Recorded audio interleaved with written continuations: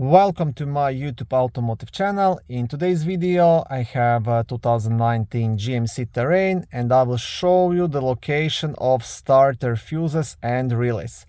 This video will apply to GMC Terrains made from 2018 all the way up to 2024.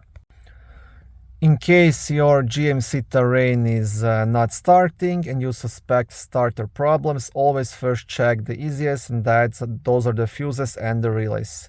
If all of them are good, then you can test the starter and possibly replace it. Starter fuses and relays will be located in the main fuse box, which is under the front hood just next to the battery right here. To remove the cover, you will have three black tabs, this one, and this one. So you just want to press it together, those two tabs, and lift up on all three of them. Once you have the cover off, on the back side of the cover you will also have a small fuse diagram. The two fuses you will be checking are responsible for power to starter solenoid, and those are fuses F01 and F02.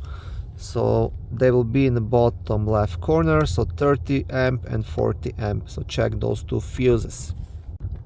And the relays will be located just next to them, so you want to check relay K01 and K05. The best way to test them is using the multimeter. If you don't have one, you can also try replacing this one with one of the same kind, example this guy, or this one with any other of the same kind, if there is any. If not, you'll have to use the multimeter. Thank you for watching this short video. I hope it was helpful and educational. If it was, please like it and consider subscribing to my YouTube automotive channel.